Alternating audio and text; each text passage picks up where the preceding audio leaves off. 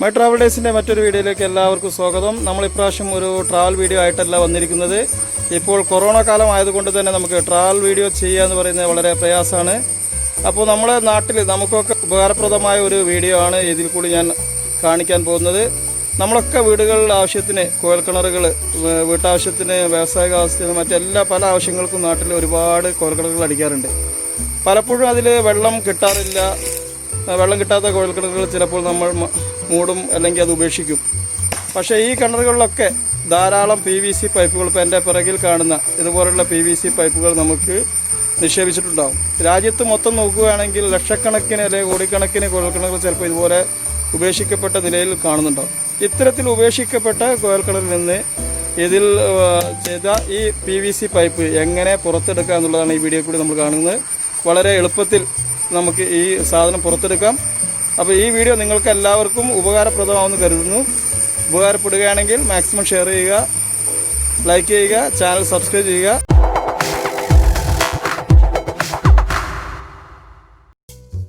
അപ്പോൾ ഈ പൈപ്പാണ് നമ്മൾ ആദ്യം എടുക്കാൻ പോകുന്നത്.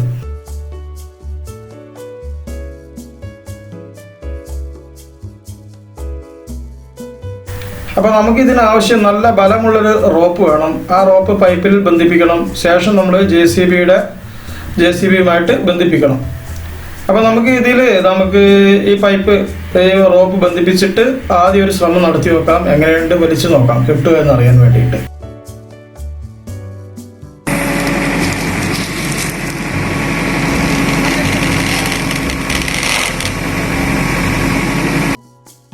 അപ്പോൾ നമ്മൾ ആദ്യ ശ്രമത്തിൽ തന്നെ പൈപ്പ് പോരുന്നുണ്ടെങ്കിൽ കൂടിയിട്ട് നമുക്ക് കുറച്ച് മണ്ണെടുത്ത് മാറ്റിയതിന് ശേഷം നമുക്ക് വീണ്ടും ഒന്നും കൂടി വലിച്ചു നോക്കാം.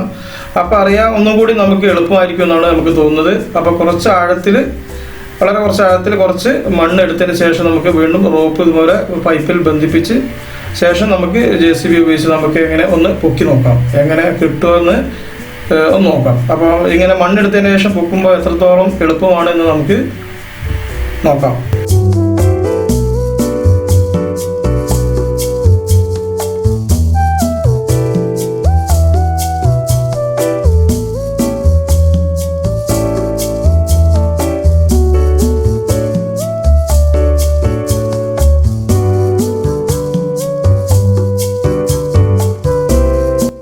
അപ്പോൾ മണ്ണെടുത്ത് മാറ്റിയതിനു ശേഷം നമ്മൾ പൊക്കി നോക്കുമ്പോൾ വളരെ ഈസി ആയിട്ട് മുകളിലോട്ട് പോരുന്നുണ്ട്. പൈപ്പ് പൊന്തുന്നതിനനുസരിച്ച് നമ്മൾ റോപ്പ് വീണ്ടും താഴ്ത്തി വെക്കുക, എന്നിട്ട് വീണ്ടും വലിക്കുക, അങ്ങനെ പോരുക. അപ്പം വേറെ ഒരു കാര്യം ചെയ്യേണ്ടത്, പൈപ്പ് പോയി അടിച്ച് കേട് വരാതിരിക്കാൻ നമ്മൾ പൈപ്പിൻ്റെ മുകളിൽ നിന്ന് വലിയ നീളത്തിലുള്ള 3 കയറ് 3 ഭാഗത്തേക്ക് നമ്മൾ വലിച്ചു കെട്ടണം. നമുക്ക് സേഫായിട്ട് താഴെ ഇറക്കാൻ നമുക്ക് പറ്റും.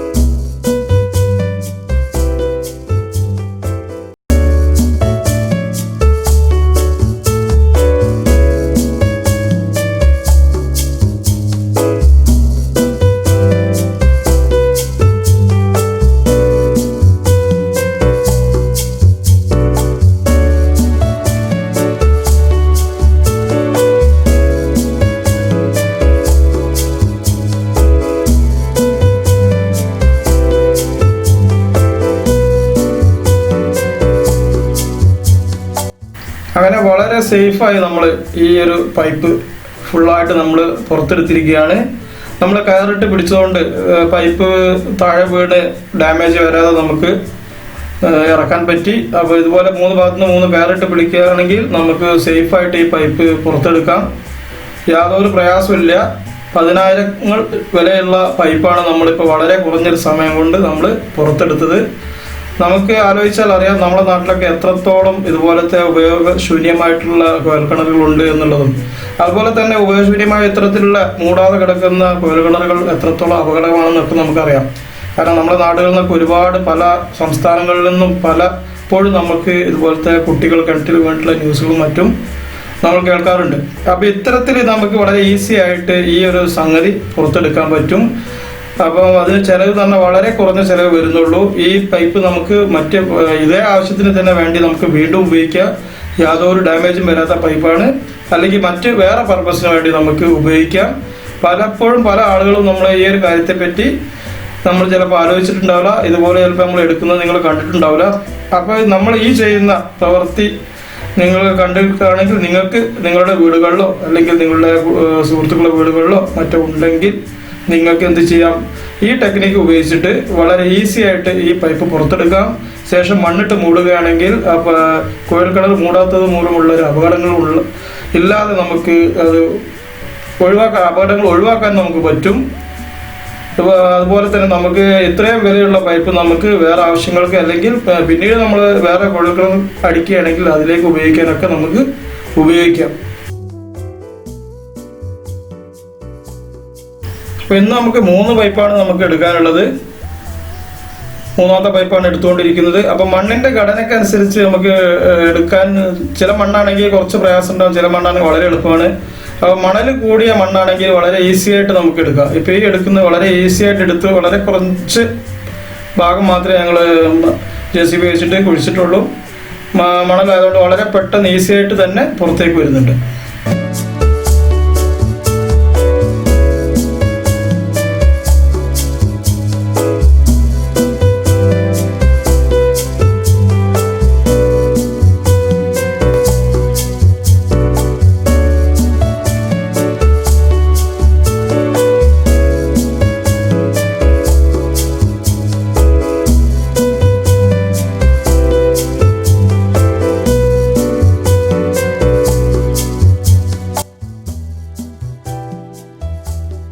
അപ്പോൾ നമ്മൾ അങ്ങനെ 3 പൈപ്പും നമ്മൾ പുറത്തെടുത്തിരിക്കുകയാണ്.